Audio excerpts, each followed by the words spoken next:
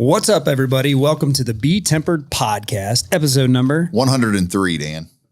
103. 103. Instead of 103, we went with 103 just because I feel like that sounds more official. Sounds professional. Sounds better. 103. Good job, Ben. I'm just glad you know it. Yeah. Thank you, Sean. You got an assist. Hey, our guest today, Dennis Alejo, is a man whose journey starts in places most of us will never fully understand. Born and raised in the Philippines, Dennis lost his mother at a young age, grew up with an absent father, and found himself as a kid bouncing from house to house with his siblings, searching for food, direction, and anything that felt like stability. Life was out of control. Trash dumps, drinking at a young age, trouble, survival mode. But then someone stepped in.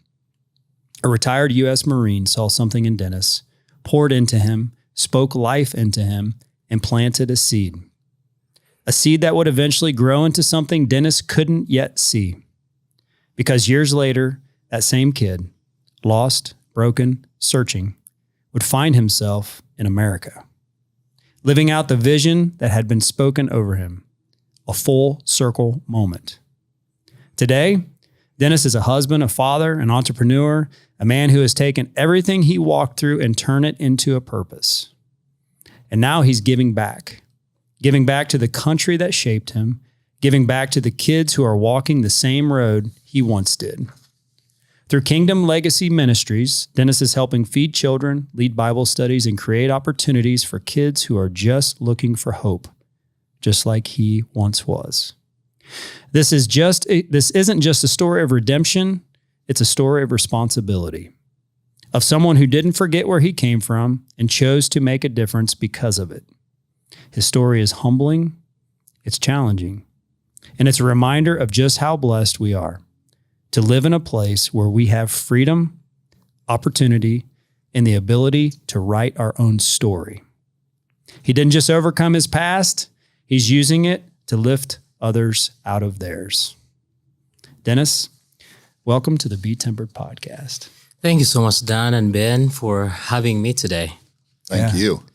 You know, we met here, maybe it was a month ago. I lose track of time. A couple of weeks ago at a men's breakfast with the Community of Faith Church in Lewisburg, and I think we had probably an hour conversation. It felt like at the end of that, you had came up to me and were asking questions about the podcast, and then we got into your life story a little bit, and I thought, wow, this is very unique. It's not a story that I have heard.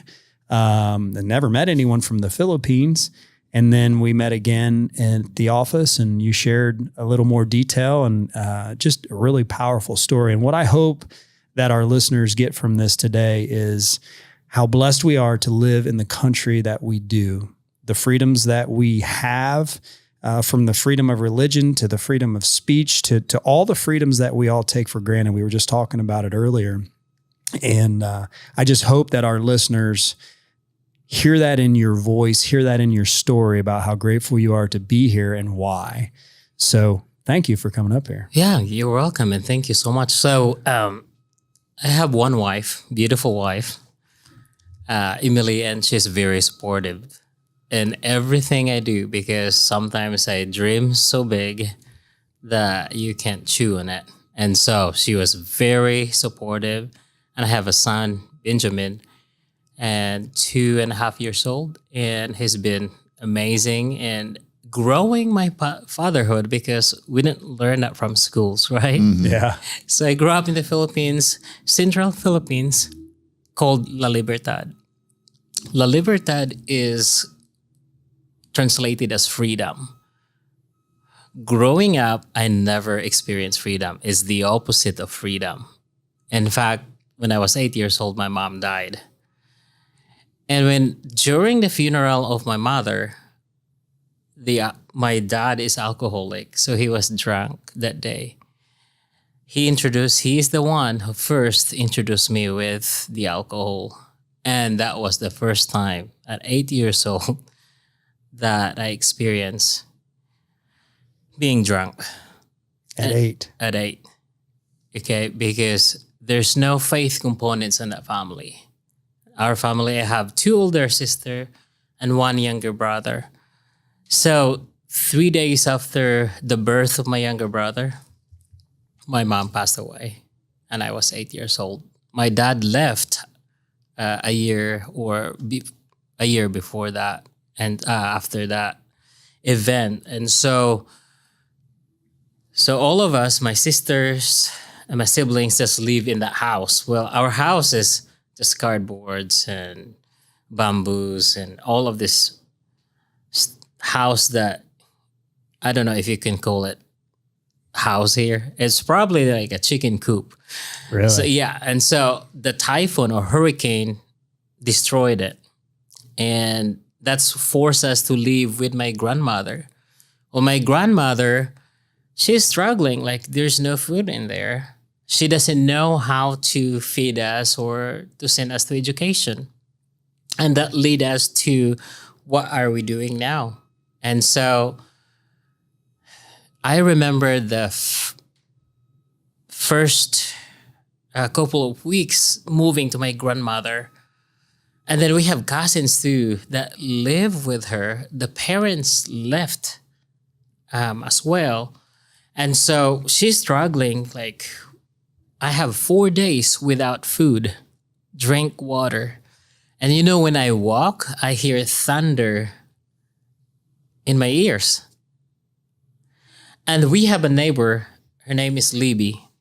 She is the first one that touched the lives of me and said, here's the porridge. Now, porridge is what it is a cup of rice with 6 or 8 cups of water. So it's kind of soupy, but it will give you, if energy. you eat, an energy. And so she is the first one that really touched my lives. And then she's doing that in a weekly basis.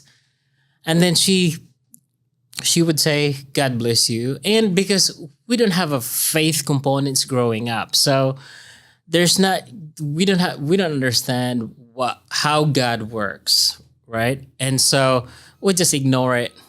And later on, my sister has to go to other city to work. And she said, well, I'm in junior high. She's in junior high. And she said, I'm going to give up my school so that you can go to school. Where her salary is barely making it, but she gave it everything in investment in my life so that I can go to school.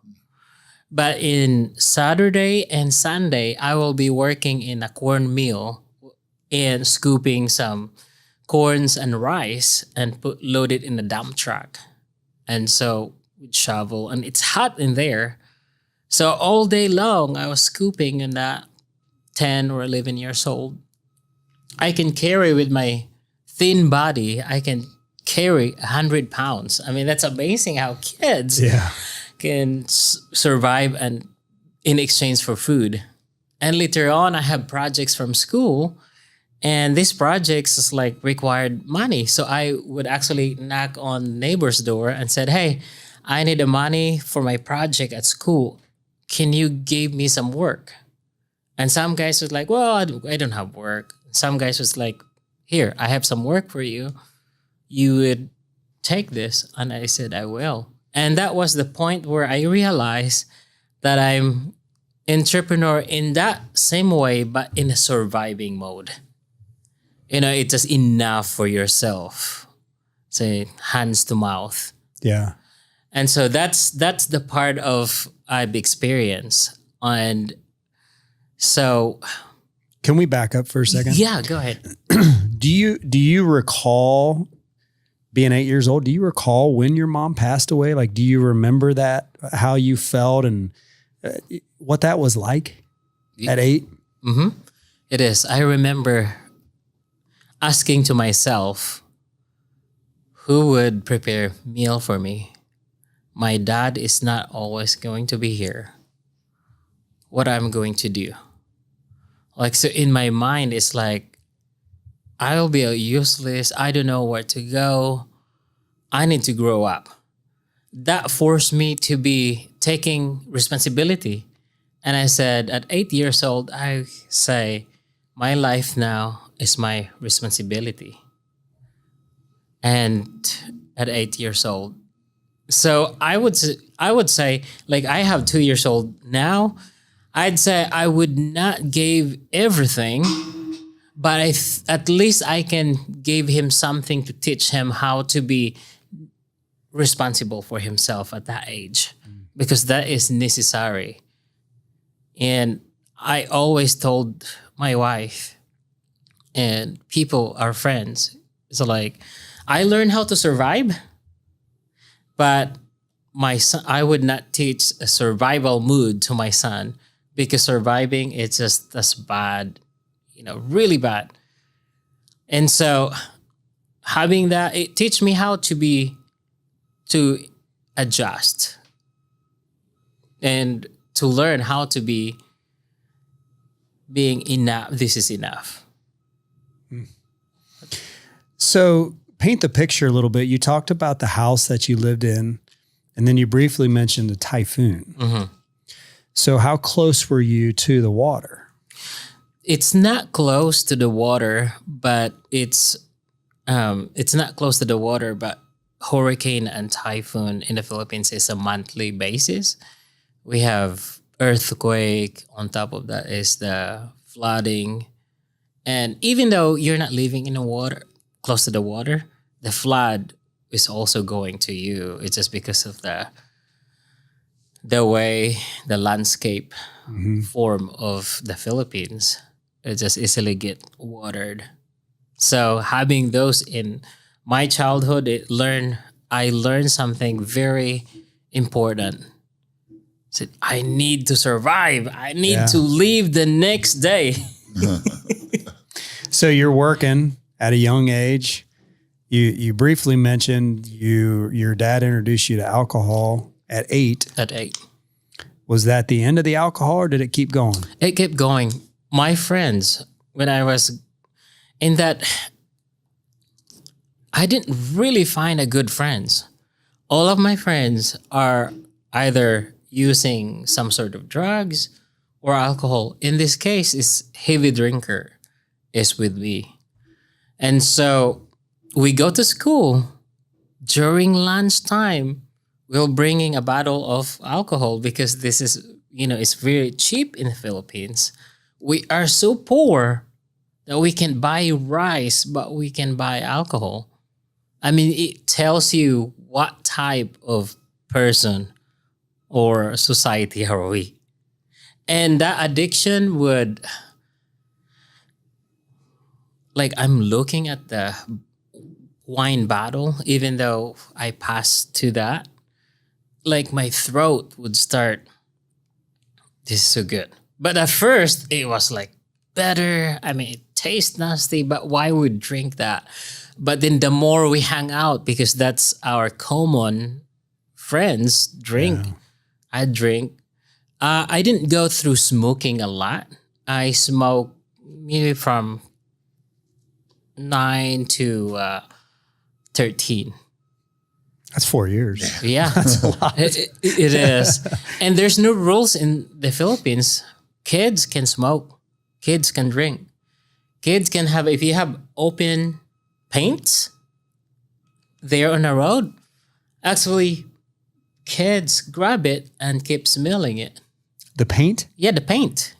I remember we take out this paint and just like sniff it. And like our head, it's gonna explode. It's so painful. And yet these kids is like getting it. And for some reason, the adult doesn't really say anything. I was just like, oh, you can do it.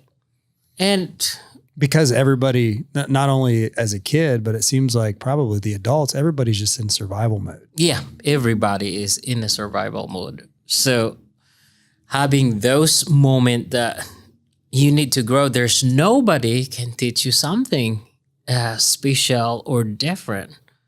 Because imagine you are in the chicken coop. All of the chickens are there. You're not going to act different than them. Your mindset is going to be exactly like the chicken. Although people might think, hey, you are actually an eagle put in the chicken coop. But because you're surrounded with chickens, you act like them, you behave like them, you eat like them, right? It's until you discover who you are. I had an amazing imagination one time. It was like an eagle put in the chickens. And then they hatch it. The eagle didn't know that he was an eagle. And then he grows so fast where every chickens laughed at him and said, you're so ugly. Look at your beak. It's bigger than us, longer than us, and you're the most ugliest chicken I ever have.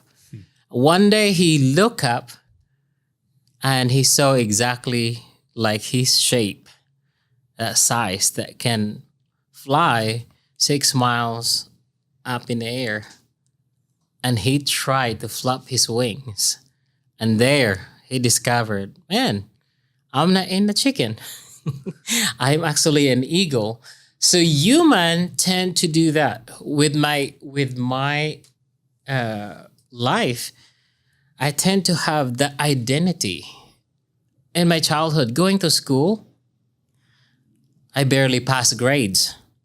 My wife is the opposite. She graduated at Tri-Village. From elementary to college, she's always been a valedictorian. She went to Lee University in Tennessee. She's the same.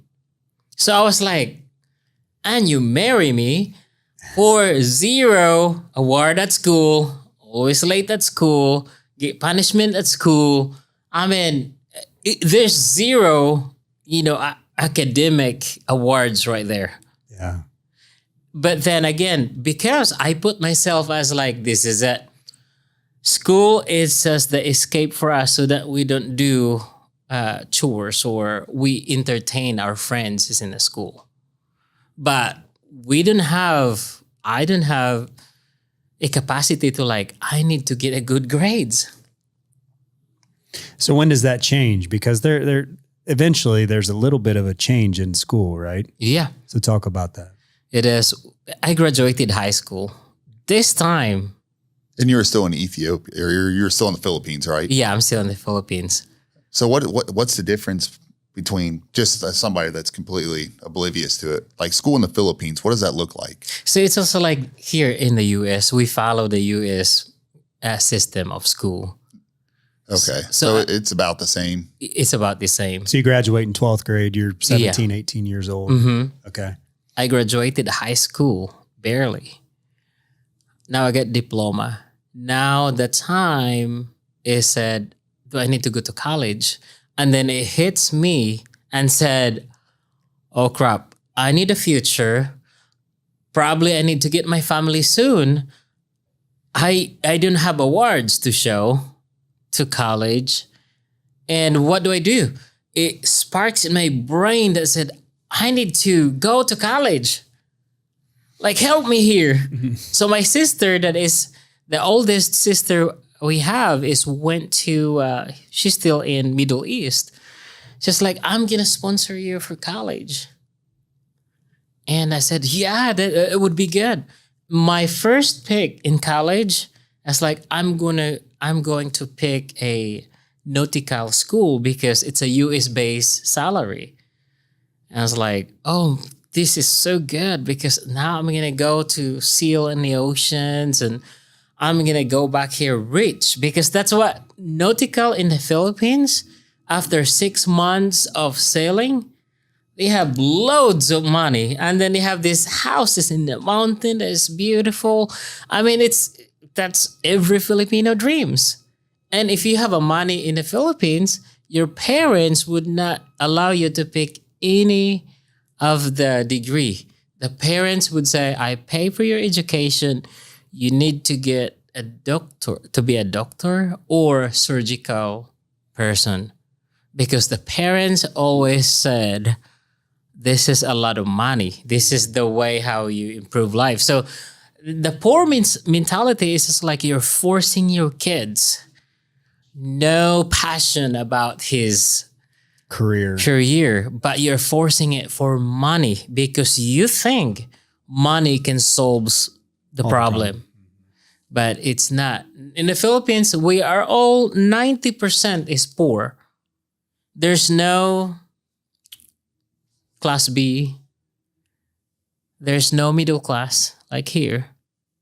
It's either so poor, and I was in that label, or you're super rich. Like you own the airport, you have jet planes, and you own the shopping malls, and there's no in between. So it's just hard to reach these people.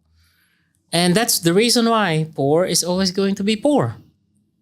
That's a system. Well, and you said it. So if 90% of the people in the Philippines are in that poor status, they were like you, they're just in survival mode. It is. So you can't even think about getting ahead because all you're thinking about is surviving the day. Yeah, it is. No plan. When I came here in the US, it actually opened up my mind. Now we have to get a plan and then execute the plan. There in the Philippines, I do the opposite. I execute all the time. No plans. But here, and my wife helped me this, and she's really amazing person that I become who I am today. It's because of her teaching me, said, hey, before you execute this, make sure you have a plan. It always came back a battle of, I need to execute this now. Yeah. Otherwise, there's not gonna be later. So I'm the opposite of perfectionist. Perfectionist is always gonna be, oh, let's present this. I share this presentation very nicely. Me, no. With all of the screenshots and who knows where's the organization in here. But really, the people around me is really helping me. Now back to Libby, our neighbor. She's part of the one that really impacted my life. In high school, I met a guy. His name is Larry, and he mentored me for years. He's the best translator in the Philippines. So every time there's a US people would conduct an event, a conference, he is the one that translated exactly to a Filipino dialects. And I was looking at him and said, I want to be like him. So I approached him. So he mentored me for a year. And then I met a guy, he named Santi. And then this guy mentored me for 2 years. And what he offered is just different level of understanding. Like he's teaching me the fear of the Lord. So he allows me to grow my relationship with the Lord this time. And my brother-in-law, so my sister married a pastor, okay?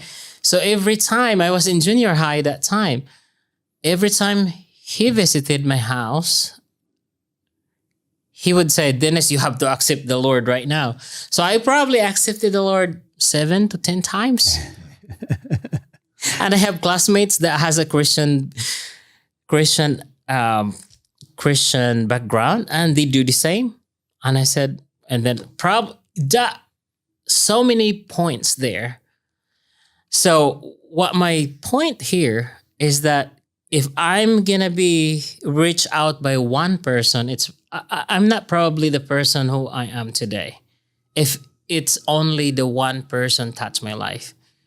And here comes Brian from United States. He gave everything. He's a retired Marine, no extra money. And he said, I already paid your school, books, everything for your class. I want you to go to Bible school.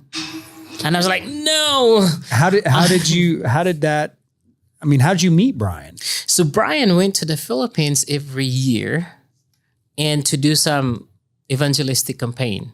So he's very passionate about the Lord, and that's how he led me to the Lord and invite me to the youth gathering. And he said, Dennis, you and your friend you have to go on that church. So I went there, and as I walked in, he pointed at me during the youth conference. And I said, you will be a pastor in the United States. That was 2004, 2005. And I was like, this dude is just creepy. Why would you say that? I'm not even sold yet, you know? My mind is just like, I'm going to get a better degree this time. You're still thinking survival, money. Yes. Still drinking. A little bit that time. Yeah. But my sister, I live it with my sister right now that her husband is a pastor. So I have to hide. Yeah. Right? I have to do it in secret. Until this guy changed my life and said, I'm going to help you out here. And so that was the time that I become committed to the Lord, changed my life. I'm like, I'm not just going to insert the Lord here somewhere. I will put everything in him, give up everything for him because he got everything what I need. And so and then Emily, my wife, 2012, she went to the Philippines to do a mission work. That's how I met her.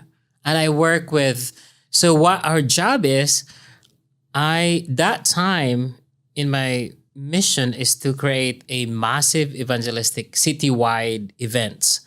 So I have to work with government, people, education. Our goal is really to target 7 pillars of community: businesses, education, science and technology, government, and family.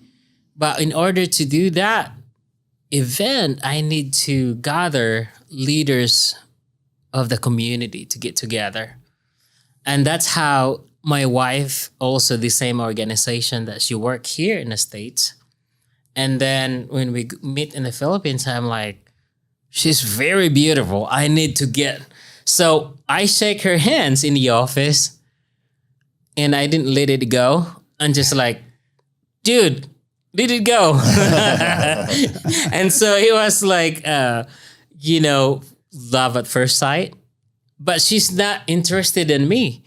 And I'm so aggressive. So I have to okay, I think like I have to think like a bird. Let it go and then she'll come back. I tried it, but it didn't work. So what I did is I added her in Facebook, messaged her in Facebook.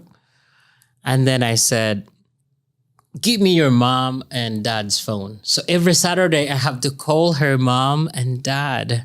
So it's a commitment to myself. I'm like, if I can convince this, her mom and dad, then it would be my friend. Yeah. During Thanksgiving, the mom and dad said, Emily, if you don't marry Dennis, we will. So in the Philippines culture, you have to work with your father-in-law, future father-in-law, stuff like that. You have to please them. You have to, there's a sayings that you can't grab the apple without going to the trunk. Trunk are the parents. And so I do it in the old ways and it did work. Okay. Yeah. So that's the culture. That is a culture. And so 2014, we're like, okay, I need to come here. So I have this bag that was, t-shirts. Now in the Philippines, we have 2 seasons, hot and hotter. So I have sleeveless on, shorts in my single bag. She had to get me some, jacket and stuff like that. That was the February of 2014. And if you recall, that was the 14 inches snow. Oh, yeah. First time I swim in the snow. I didn't have my vocabulary yet of what is like skin freeze or whatever. Yeah. Frostbite. Frostbite. Frostbites. Yeah. I didn't have that in my vocabulary yet, but I learned it in a hard way. I swim to the snow. So let me ask you a question. So what did it feel like when you not only, you meet Emily, right? Yeah. And you fall in love and you win over the parents and you've got that companionship that you're longing for. But what's it like knowing that you're going to be coming to America? I was terrified, scared. Philippines back in the day, that is $2 a day if I work. And I was a full-time missionary. So I have to pay the rent, my own food. And I was like, great. Now the plane ticket is $800 and my visa is $1,200. Where can I get this money? If I work, that's not work because I only have 6 months to get this money. So my girlfriend Emily, she was crying. It's like, where do I need to get this money? I said, no, don't cry. You live in the United States, the land of milk and honey. Mm-hmm. I live here. I don't cry for that. But my faith was so strong. I said, I can get this money. Then here's the thing. My friends work with outsourcing. So people that run ads, Facebook ads, Google ads. Mm-hmm. Do you think that you live here in the US? No. You live somewhere in the Philippines. My friends work with a sourcing company, so he got multiple skills.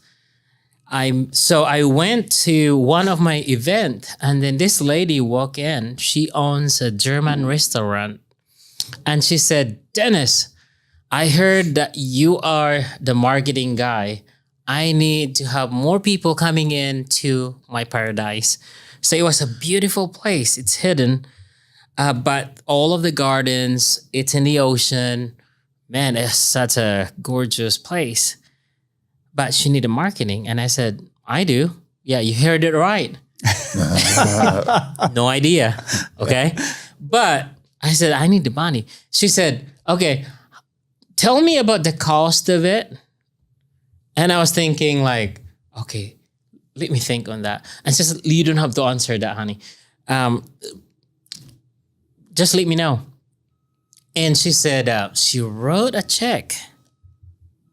It was 36,000 pesos, which is paid for my hotel and stuff like that. And then she said, is this going to be enough? I said, oh yeah, more than enough. She gave it to me and she said, tomorrow morning, let's have a breakfast, come back here. And then I got a free lodging. And she said, I'm going to give you another check. She wrote another check, like 80,000, which is enough for my plane ticket. I called my wife, my girlfriend that day, and said, I have the plane ticket money. I have the visa money. She was like, what? What did you do? And said, if I tell you, you'll not believe this.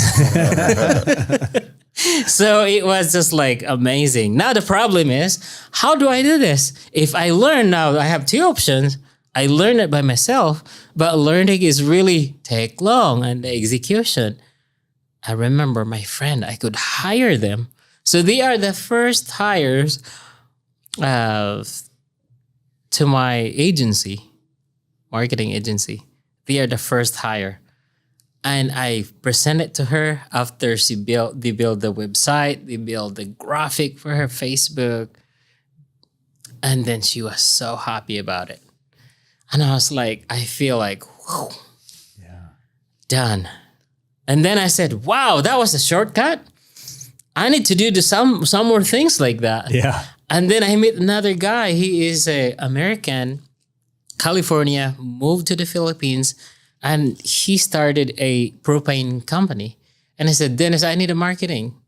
And I said, we got you. And then I do the same thing. And I was like, wow, better than what I do work for $3, right? Yeah. And so from there, I found a system to where like, wow, that was the birth of the system, how to beat the nature of the system to where it limits you. Right. You go from survival mode to now it's like, hey, there's actually more to life than just trying to survive day by day. Yeah, exactly. Yeah, that's great. So you get the money, come to America. Yeah. When you land in America, what's that feeling? You still terrified? I was terrified. Well, it did not, because all of our movies are American, right? All of the movies are based in Hollywoods. And I thought there's going to be a big city. So I landed in Cincinnati and I was looking around. It was like, man, this is in the middle of somewhere. It changed my Perspective. my perspective. And like, okay, now I can relax now. I was worried about technology, like, those movies that like you press the button and the toilet would come to you. Yeah. Far from reality, but it did minimize my anxiety. Yeah. That moment I land here. And the people, when I meet the people, it's really nice to, live. We live in Cincinnati for 5 years. And so that was good. How old were you when you came to the U.S.? 27. 27? Yeah. And I'm now 40 years old. Not 40. Yeah. So I was looking back. If I can slap the young Dennis in my face, I will. But I would do it gently. And I think one of the problem is that the people that wants to impact something, they have this amazing vision, but they never implement it to help others. Like they have something, butterflies in their heart or in their stomach to help something, but they never implement it because nobody talks to them or they never learn it from school. But then when I realized like I was helped and I have thousands of dentists that is in that street. I was in Cincinnati and I was working with medical air compressor and I was like, we're good here. I have a better life. But then it hits me like, what is the people, the kids that is in that situation? What do I do for them? So I told my wife, like, hey, can we get maybe 8 kids? We'll start feed them and, we'll go from there. It's like, yeah, we could do that. But every salary I have, every Saturday, I'm like, it's 8. Like, I cannot grow this one. I have to find some ways. So my wife said, well, here's the thing. If you can figure this thing out, then I will support you. And so when we move up here, so I have my clients and like, I'm going to do exactly the same as in the Philippines, back to marketing. And she support me into that. My clients are from Cincinnati and I hit my goal within a year. I said, now we can do this together. And so she's in charge now of, she love it. Paying the bills, paying my guys, make sure that they're happy and managing some projects. And I'm surrounded with people that has so much to offer. And I have guys, part of my mission is give them jobs. And so my wife and I since the business is there, the idea of business is that the business would have a relationship with the nonprofit, because nonprofit impacts life. But see, the only thing is that we're relying on one-time donors. But if you have a business that can support those nonprofit, then that is a symbiotic relationship to put together. So we have this big idea. I'm like, yeah, since we have a business, let's do a nonprofit. to do this program because you can't do without resource. So every 10% or every clients we have, all 10% of that will go to a nonprofit as well. Now, what nonprofit do is actually feeding 3,500 kids a month.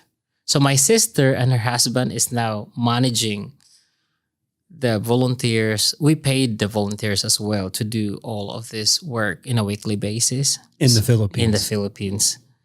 And so that's how feeding, it connect to Libby, the one that I mentioned to you earlier, our neighbor, because she's the one who feed. And I said, if I can do that one, then that's why feeding. Next is sending back to school. Okay. Brian did it to me. My sister gave it to me. I can do this for them, but I don't have enough resources to do it. But if you have the vision, then go for it. Yeah. To now, we're now doing it like 100 kids every month. So every June, we send kids to school, 100 of them. And we're doing it for 8 years now.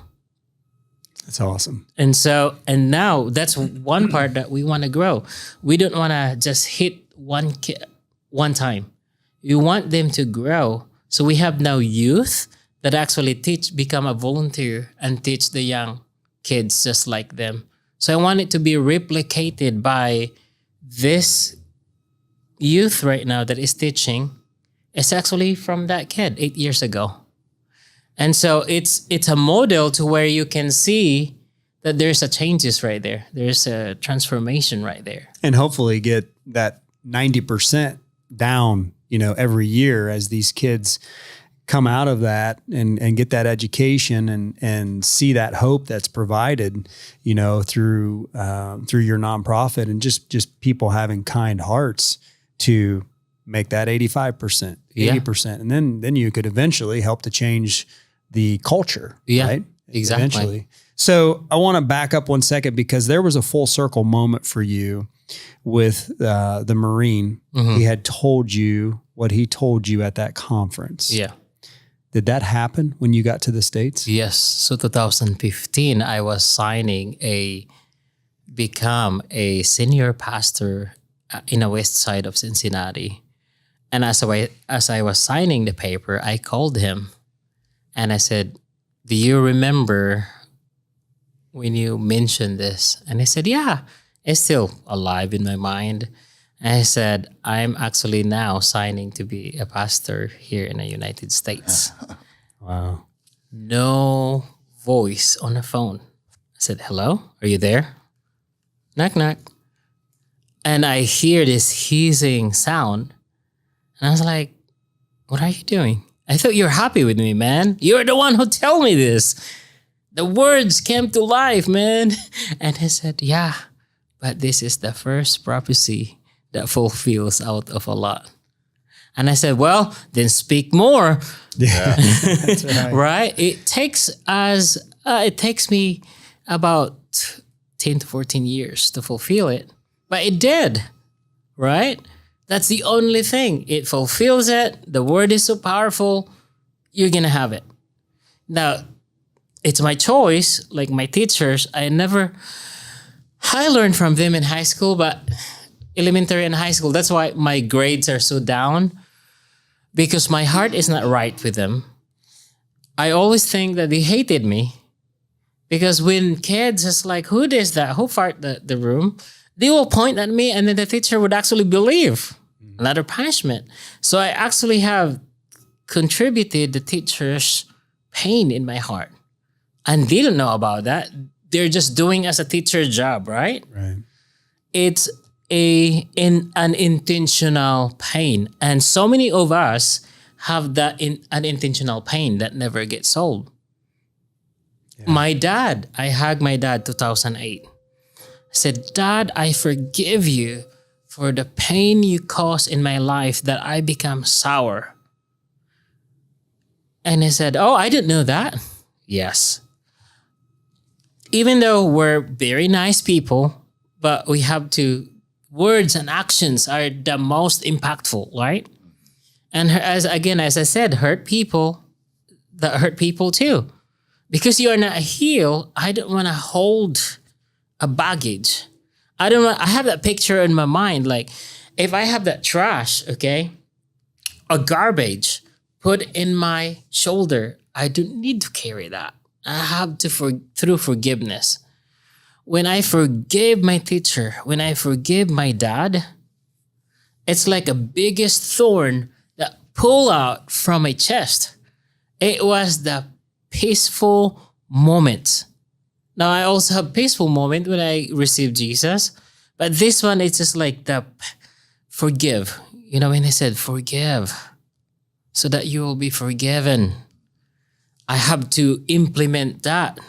And now I have peace to forgive. In all of those, you know, you go out there, you work, there's going to be a people that unintentionally, it would hurt you personally or anything. It's either you would take it personally, then you become a sour. So the ripple effect here is a big danger. If I accepted what my dad said or my teacher, I would be the most sour guy because I'm not healed from that. So the only thing is that to forgive any unintentional, you have to be cleansed. Because if you have that, then you're carrying like a biggest trash. If somebody give you a trash or somebody throw at you, you would pull it back and said, hey, I got two. But if you don't have that trash, you cannot push it back. The cycle ends. The ripple effect. Now, it's either you're going to affect positively or negatively. And so it's your choice. Having to know as a leader, you know, there was a word that said leader or teacher are judged strictly because they influence people. They influence how they behave. They influence how our community think. So strictly. And now that I become like one of the pillar of my business, I want to be a better husband. I want to be a better father. I want to be a person that people can rely on. It takes knowledge, and that information, we are overloaded with information right now, especially with AI. Yeah. But that information cannot transform your life without action. Faith without action is dead. And so you have to apply that. In my life, I have to apply. So I wrote a book. Okay, last year, I was writing in my journal, and I said, if this journal it helps me, but then the next year I'm going to put it in the trash. I will forget anything that I wrote with it. I was so impacted by it personally. And my mind was like, what if you could publish it, make it available to public so that they would think, they would see it, they would read it. And I said, okay. So I published it in Amazon, and one of my non-believer client actually called me and said, Dennis, today, you know what? This is my first prayer of my life.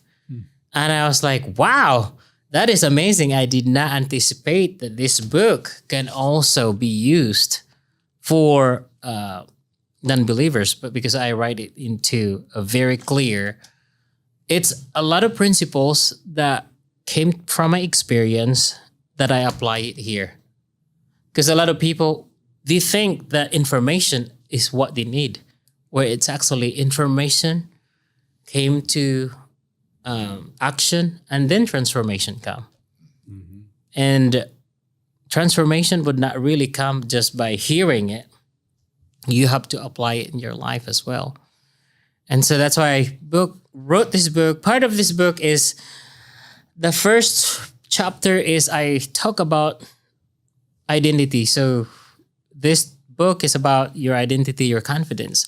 I don't have a confidence when I said I'm a poor from the town, birthed from the poorest town in the country. What would you say? Like, oh, there's no pride in there, right? Yeah. My identity is always connected to that. And that's the reason why I become just like, I don't want my identity to be a poor Dennis, can't barely pass the subject, no accomplishment, right? You're always going to be poor. Then I realized, and I thought having a success can change my life, can change my confidence. And now you're dealing with chapter 2 of fake confidence. Because now the society are looking successful. We're putting a mask of 10-year success or just accomplishment. And we're just like tying again our title. I remember this in Cincinnati. I wasn't in the pulpit that day. And I just realized, now think about this. I'm a Christian that time, okay? But I was like so sad because I cannot perform my duty. I can't be preaching today. I was so sad. Why? Now the title. I associated my identity with title, right? But then the title, when I read the book of life and I hear and I said, your identity is never been your title. Title can be taken off from you. Who are you without it? Right? So you ask, who am I without these titles and accomplishments and all of these badges? And so I thought that, okay, well, I am the Son of God. I inherited the kingdom of him, of his glory. So if you have that transformed mind to where, yeah, I'm really a son. So I can be a good leader. I'm now separating myself from the success, the failures, the identity that I have before. Well, you're a drunkard. Yeah. Right? Although I'm still, I want to be healed with, my liver is already damaged, okay? But, there's nothing to blame on that situation. So much, I didn't realize that having a failed labor can go to multiple autoimmune disease. 2019, I have a hyperthyroidism. The doctor said I need to get a surgery to take it out because you're losing weight. Like in 30 days, I lost 30 pounds. And I said, no, I don't want to. Give me an alternative. I said, well, we have this alternative to slow down your weight, losing weight. But then you have to take it out. And so I was looking, I said, okay, give me a year to do this or 9 months before I agree. And then you have to say, what would be a chance if I take out my thyroidism? Well, there was like 10% that I will not be able to use my voice. And it scared the heck out of me. Scare me too. Yeah. And I said no. So, but then when the test come, after taking the medication, I take it off, and then another 6 months to test my hyperthyroidism back to normal. So there was a healing there. Now I'm looking for the healing for, rejuvenation of, Right. yeah, liver or something like that. So we have to be tempered. Yeah, that's All right. of the fire that what you shared today about the glass, uniqueness, characteristics of tempered glass, it almost like a very new information for me driving here and said, I need to ask Dan, what's the difference between normal glass and Tempered glass. the tempered glass? And you answered it. And so for listener today, you might be, discouraged about, man, I have this and I have that.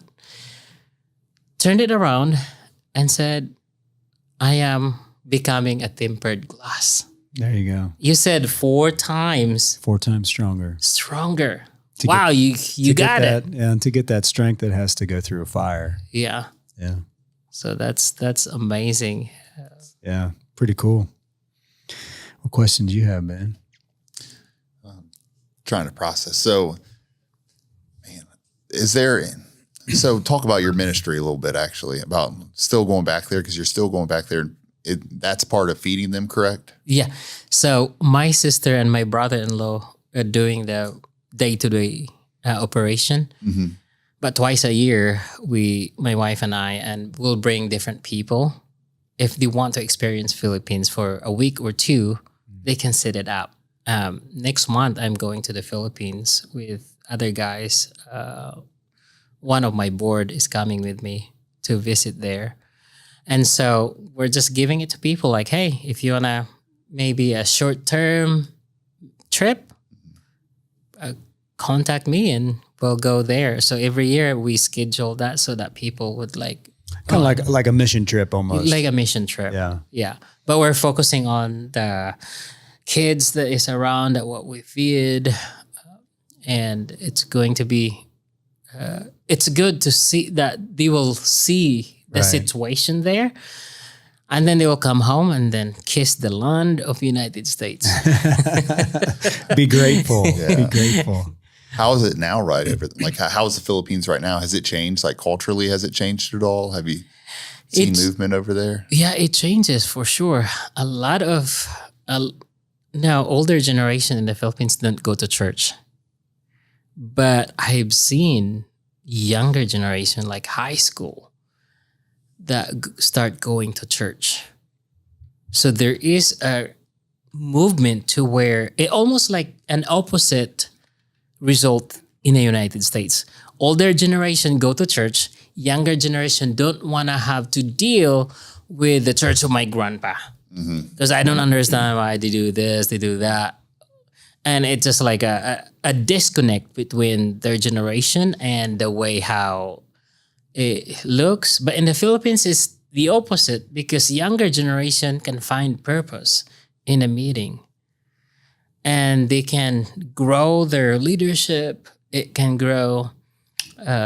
So last year, our business sponsor a digital training for these kids that is really want to do excel in technology. So we sponsor, and 2 of my developer are the one who teach them how to do landing pages, hosting sites, how to create your Facebook ads. And then at the end of the day, at the end of 3 months training, they'll have a certification. Now, this certification is actually accredited to government approved. So they can bring that diploma from high school. And on top of that is the digital marketing diploma or a certificate. And 2 of the guys are actually now working from another company. And so you can see that if these kids, if you provide opportunity, they're going to do that. Like the guy, like Brian, came to the Philippines. Give me an opportunity. It teach me.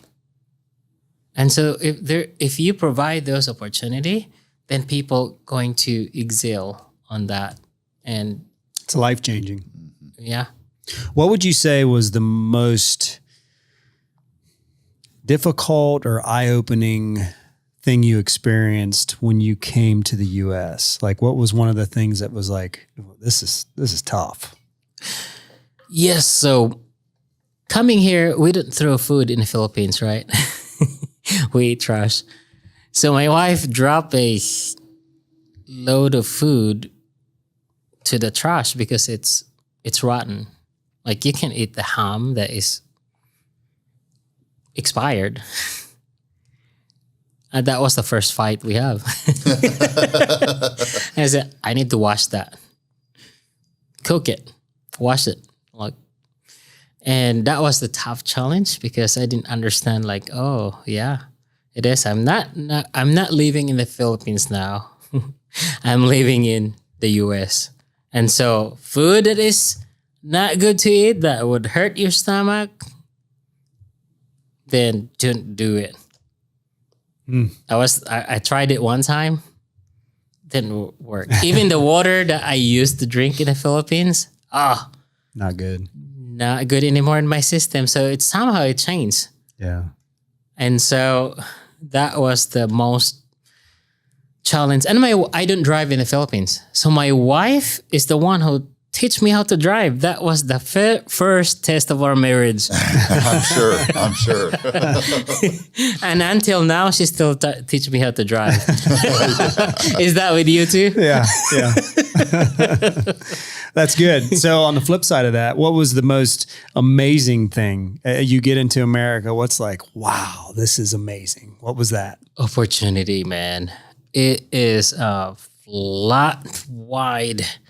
You can open your mind and it's not capped like in the Philippines where the system tried to just press you down. Here, it's a matter of planning, it's a matter of execution and hard work. Yeah, that's great. Last question. If you could sit on a park bench and have a conversation with someone living or deceased, who would it be and why? Yes, I would say to Libby. I don't know if I don't have an update if she's still alive right now. But if I could say, I would say thank you so much for your investment for your food. It looks like small in the beginning, but you're actually creating the first ripple effect in my life positively. So I would say that one. And to you too, you are bringing this platform for people to share what they've experienced and contribute to the audience to have tools that being able to use. Situation that is hard, day to day that is, it's almost like there's no tomorrow. And so thank you for creating this space, secure, safe space to be able to share to people. And for a message from my mentors, from Banjo, Larry, Santi, their Carrie, I would say thank you so much for investing your time and your knowledge in me. Mentoring, it's not hard. I mean, it is hard, but then the fruit, the fulfillment of what I become, without you guys, I probably not the person who I am today. And to my wife, I would say, thank you so much for the support and love and she poured out in our marriage that I become a good father and a good husband. And to my son, 2.5 years, I love you so much. So, and thank you guys for, creating this space and more people to be touched, be tempered on the story. Yeah.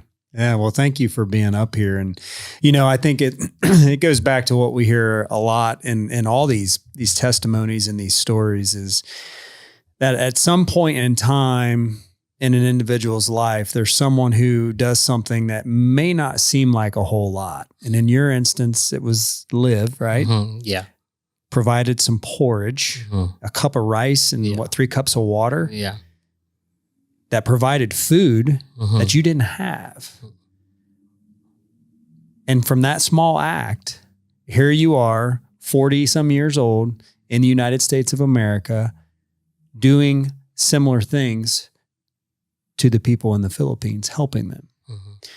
And that small act, look at what it's done, and look at how many that you're helping in return. And then hopefully that seed that you're planting with those kids does the same thing through the school, through the food that you're providing, through all those things to try to break those generational curses, that are in the Philippines. So I just think it's a testament to anyone out there who's ever done anything what they feel is big or small.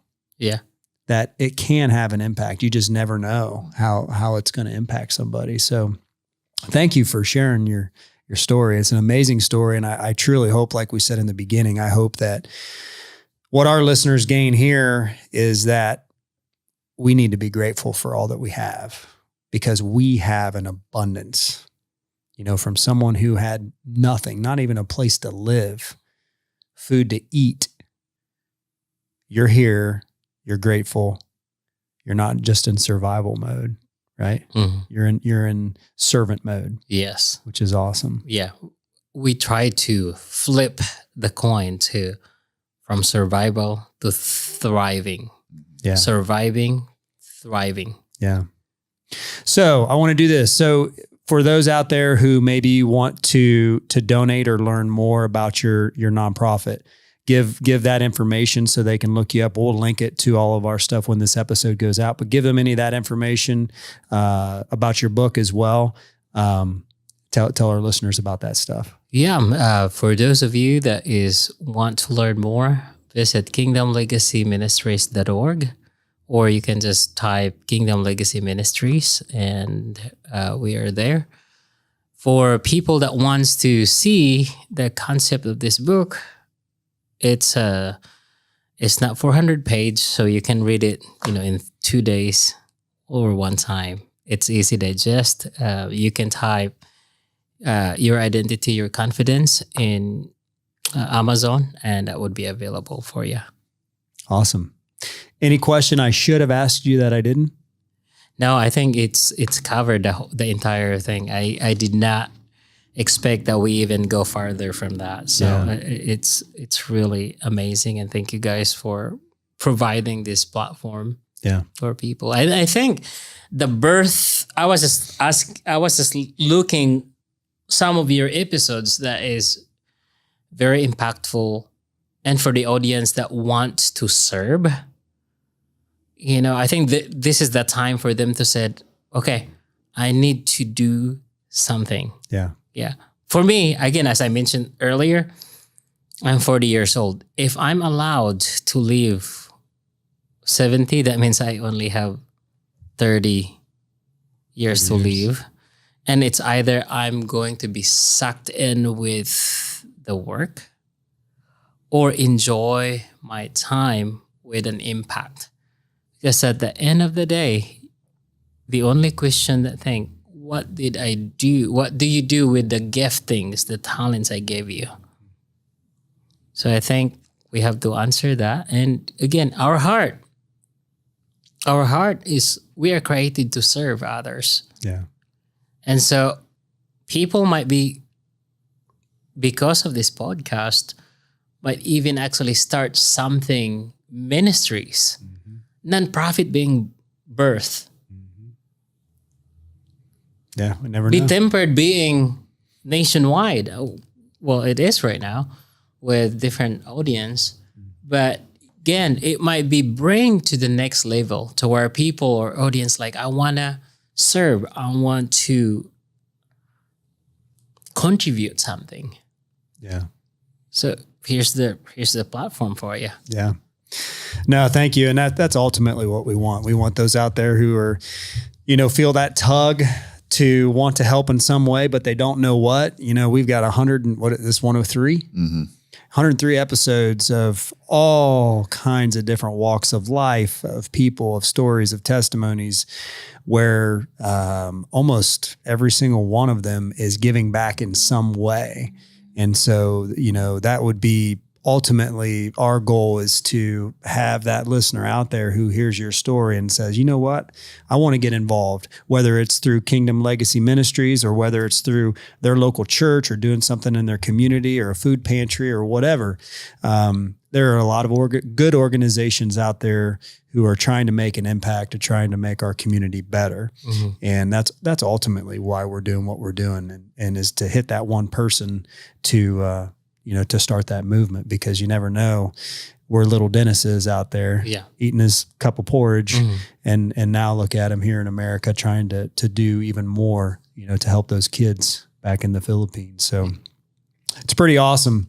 Anything you got to add? I appreciate you. Thank you. Appreciate you coming on here and sharing your story, especially with technology these days. I mean, there could be somebody in the Philippines that hears this story that's struggling with the same exact thing, and you gave them a roadmap, gave them hope, and at the end of the day, it's about reaching the one that we can help. So exactly. All right, everybody, support Dennis. Continue to like and share and do all those things that you're doing. We appreciate your ears, and go out and be tempered.